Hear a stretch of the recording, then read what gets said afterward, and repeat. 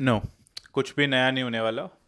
ये एडवाइस आपको ऐसा नहीं है, आपने पहले कभी सुना ही नहीं होगा या आप फर्स्ट टाइम सुन रहे हैं। ऐसा कुछ भी नहीं है। फ़र्क सिर्फ इतना आएगा कि इस वीडियो को देखने के बाद ना आपको एक माइंडसेट शिफ्ट मिलेगा। आपको लगेगा शिट यार, मैंने ऐसे पहले कभी क्यों नहीं सोचा। आपको पता नहीं लगता है, बट हम कोट्स को, अच्छी चीज़ों को दूर से अप्रिशिएट करते हैं। हम कहते हैं हाँ बहुत बढ़िया, लेकिन हम कभी भी उसकी डेप्थ में जाके देखते नहीं हैं कि यार इसको मैं अपनी लाइफ में कैसे लेके आ सकता हूँ। या फिर ये भी कहना गलत नहीं होगा कि हम चीज़ों को बहुत सरफेस लेवल पे समझ लेते हैं। ठीक है, हमें लगता है समझ आ गया है, बट रियल लाइफ में उस एडवाइस के पता होते हुए भी we again make that same mistake, because आपकी अंडरस्टैंडिंग एक बहुत सुपरफिशियल लेवल पे है। What's up, everyone? Welcome to the Real Entrepreneur channel. And in this video, we are going to talk about Warren Buffett's life changing advice. I do not like this statement, life changing advice, but I'm sorry. In this video, I will have to use it. And let's get right into the video.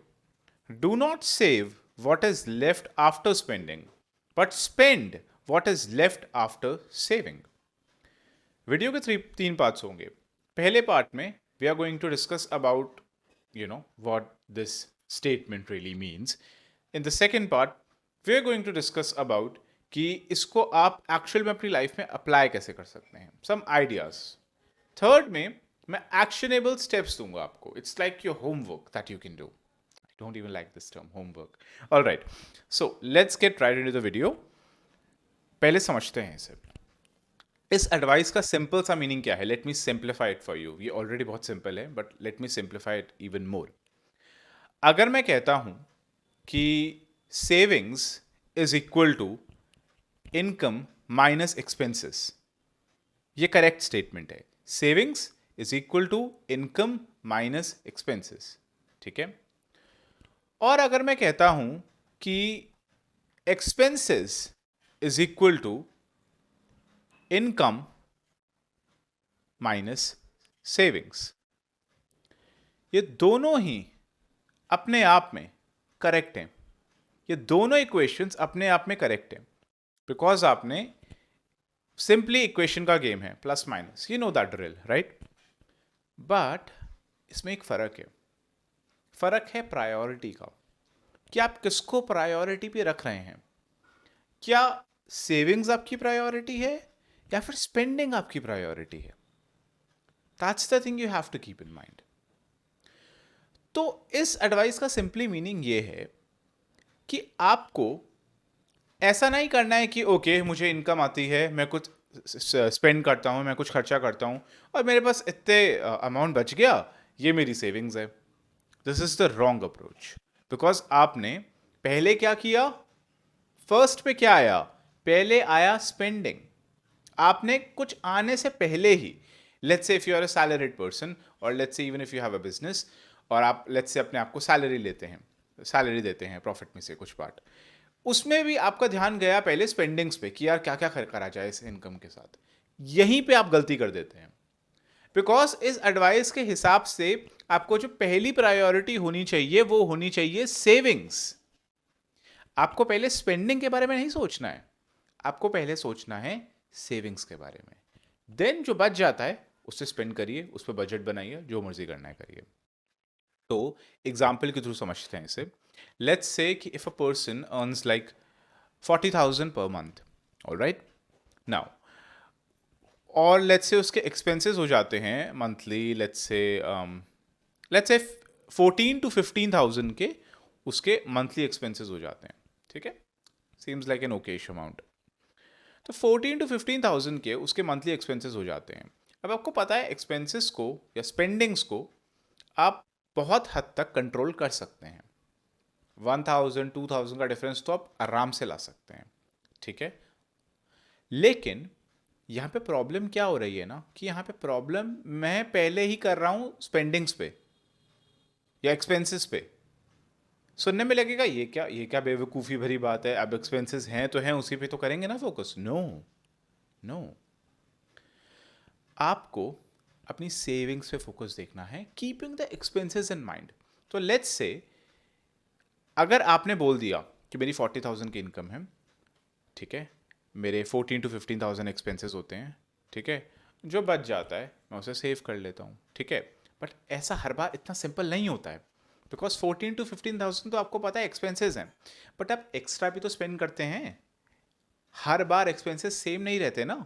कई बार आप कोई चीज़ खरीदते हैं, कई बार आप कुछ भी नए अपने लिए कोई चीज़ खरीदते हैं, जिसमें कोई बुराई नहीं है। लेकिन अगेन बार बार हो क्या रहा है, savings is taking a back seat और एक्सपेंसेस आ रहे हैं सामने, ठीक है। तो the ideal approach according to this advice should be कि 40,000 में से लेट्स से मैंने डिसाइड कर लिया 30,000 मैं सेव करूंगा। लोग कहेंगे ये क्या बेवकूफ़ी है, how is that even possible, मेरे एक्सपेंसेस ही 14-15,000 के हैं, 30,000 में कैसे सेव कर सकता हूँ। बेवकूफ़ी है ये, लग रही है ना बेवकूफ़ी, है भी, ठीक है। बट एक्चुअल में ऐसे ही आप ग्रो कर पाएंगे। किस तरीके से, आपको अपनी सेविंग्स को प्रायोरिटी पे रख दिया आपने, अब आपको सिंपली क्या करना है कि आपको तरीका ढूंढना है, आपको बजट बनाना है कि कैसे इन स्पेंडिंग्स को आप कम कर सकते हैं या एक्सपेंसेस को ब्रिंग डाउन कर सकते हैं। बहुत मुश्किल नहीं है, you can easily do that, ठीक है। एंड अब बात आती है कि जो आप सेव कर रहे हैं इनकम, वो ग्रो कैसे करती रहे, ठीक है। तो let's talk about it in much more detail now, it's going to get very interesting. तो this advice can be applied in your personal savings. For example, आप क्या कर सकते हैं कि जैसे मैंने अभी एग्जाम्पल दिया, अब ज़्यादा मैं इस एग्जाम्पल को गो थ्रू नहीं करूंगा, बिकॉज आई थिंक मैंने एक ही पॉइंट काफ़ी बार रिपीट कर दिया है। मैंने एग्जाम्पल जो अभी आपने लिया, उससे मैंने जब सेविंग्स को अपने फोकस पे डाला, तो ये पर्सनल सेविंग्स का एग्जाम्पल हो गया है यहाँ पे, ठीक है, कि अगर आपको सैलरी मिल रही है ऐसी सिचुएशन में आप कर सकते हैं। एक बहुत बढ़िया बोनस टिप है आपके लिए, बहुत बढ़िया। एज यू नो कि अगर आप, बहुत बड़ी बात ये आती है, अपनी सेविंग्स को सेव तो कर रहे हैं बट उसको रखेंगे कहाँ, राइट। बिकॉज अगर आप इन्फ्लेशन को कंसिडर करें और बैंक के इंटरेस्ट रेट को कंसिडर करें, तो अगर आप अपना अमाउंट सेविंग्स बैंक में रखते हैं तो एक्चुअल में, या it's a shaving account, because actual में आपके एक्सपेंसेस जो हैं, एक्सपेंसेस कह रहा हूँ, एक्चुअल में आपके पैसे कम ही होंगे आफ्टर सम ईयर्स। अगर आपने एफडी कराई है तो बात अलग है, आपको शायद 1 या 2% का इंक्रीमेंट मिल जाता है, but in most of the situation, considering in the long term, inflation को कंसिडर करते हुए, सेविंग्स अकाउंट में अमाउंट को रखना बहुत समझदारी वाली चीज़ नहीं है, ठीक है। मैं तो कहूँगा थोड़ी बेवकूफ़ी ही है, considering the amount of opportunities you have, considering the number of opportunities you have, alright. तो आप क्या कर सकते हैं कि आप एक mutual fund investment portfolio start कर सकते हैं, एसआईपी जिसे कहते हैं, सिस्टमैटिक इन्वेस्टमेंट प्लान, आप वो स्टार्ट कर सकते हैं। मैं म्यूचुअल फंड्स की वीडियो नहीं है, there are plenty of YouTube channels जिसके ऊपर आप जाकर देख सकते हैं कि आप किस तरीके से अपना एक एसआईपी पोर्टफोलियो बना सकते हैं। तो फॉर एग्जांपल, अगर कोई पर्सन वो 25,000 सेव भी कर रहा है, तो आई एडवाइस कि उसमें से काफ़ी लाइक 50 to 60% उसका अमाउंट जो है वो आपका एस में जाना चाहिए। अब सबकी अपनी अपनी प्रेफरेंस होती है, इसका कोई हार्ड एंड फास्ट रूल नहीं है, ठीक है, it just depends on you. Next है business capital.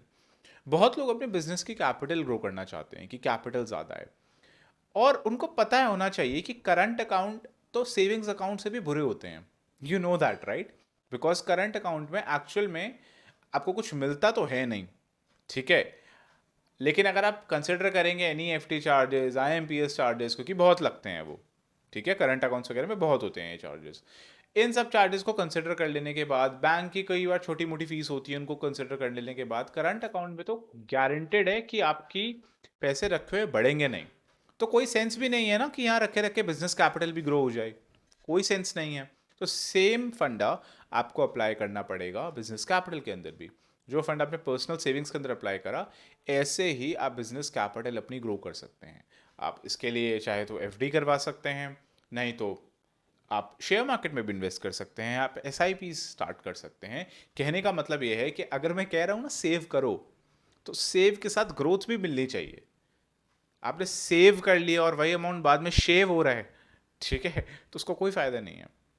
And the last one is time management. Actually ये मुझे वीडियो को बनाते बनाते ही ध्यान आया, ये चीज़, ये एडवाइस जो है ना, ये इतना पावरफुल है कि ये सिर्फ आपके फाइनेंसिस के अंदर काम नहीं करता, ये टाइम मैनेजमेंट के अंदर भी काम करता है। You have 24 hours in a day, ठीक है।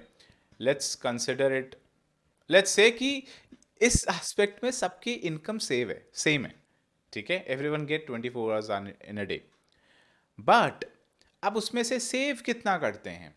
कुछ लोगों का होता है यार मुझे आज ये करना है, ये करना है, ये करना है, बाद में जो टाइम मिलेगा उसमें मैं अपना काम कर लूँगा। नहीं, जो आपका हायर प्रायोरिटी वाला वर्क है, जो जैसा मैंने पिछली वीडियो में मैंने बात भी करी है, the task which are not urgent but important, आप उनको प्रायोरिटी पे रख रहे हैं, लॉन्ग टर्म ग्रोथ वाले टास्क को प्रायोरिटी पे रख रहे हैं, और जो बचा हुआ टाइम आया उसके अंदर जल्दी से जल्दी कंप्रेस करके टाइम को अपने जो क्विक टास्क हैं, जो अनॉइंसेस हैं डे टू डे की, उनको आप कंप्लीट कर रहे हैं, ताकि आप लॉन्ग टर्म विजन पे, लॉन्ग टर्म टास्क पे फोकस कर पाएँ। तो टाइम मैनेजमेंट पे भी एडवाइस जो है ये काम करता है। All right, so I think you got the answer कि इस कोड का एग्जैक्टली क्या मतलब है। I repeat that again so that it just I want to repeat it again and again because it's so good. This advice, it's very simple yet very powerful. Do not save what is left after spending, but spend what is left after saving. What a great mindset change, right? So, अब हम simply actionable steps की बात कर लेते हैं जो आप ले सकते हैं। जैसा कि मैंने पहले बोला, मेक अ मंथली सेविंग्स गोल। जो भी आपकी इनकम है, if you earn 10,000 per month, doesn't matter. If you earn 1 lakh per month, doesn't matter. जो भी आपकी इनकम है, डिसाइड करिए मुझे हर मंथ इतना सेव करना है। उस सेविंग्स वाले अमाउंट में से ब्रेक डाउन करिए कि कुछ अमाउंट आप बेसिकली एस आई पीज में लगा रहे हैं। और एस आई पीज करने के लिए बाय द वे बहुत सारे ऐप होते हैं, जनरली दो पॉपुलर मुझे पता है। एक तो ग्रो है which I generally use, and the other one is Zerodha Coin. ठीक है, दोनों ही बहुत अच्छे हैं, आप दोनों में से कोई भी यूज कर सकते हैं। This video is not sponsored by any of them. And then make a budget upon how much you actually want to save, limit your spendings, not your savings. Alright, अब बजटिंग का यहां से point actually शुरू होता है। इस advice को समझे बिना बजटिंग ना पॉइंटलेस है, बिकॉज जब भी लोग बजटिंग करते हैं they don't have goal in mind. ठीक है, अब आपको पता है कि मुझे इतना सेव करना है, तो आप स्पेंडिंग्स को रेगुलेट करेंगे। ठीक है, अब अगर आप रेगुलेट कर रहे हैं किसी चीज को, तो उसका फिर आप बजट बनाते हैं। तो अब बजट बनाना कि पहले मैं मंथ अपना चलाता था 15,000 में, अब मैं चलाऊंगा 10,000 में, कैसे हो पाएगा ये होता है बजट। ठीक है, अब बनता है बजटिंग का सेंस।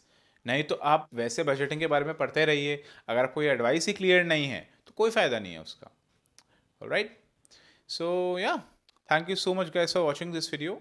आई होप ये वीडियो आपको किसी ना किसी तरीके से हेल्प करेगी। Do take the actionable steps, don't make it one of those videos जिसको आप बस देखते हैं and then you go to the next video. Plan it, plan your expenses, plan your savings, not expenses.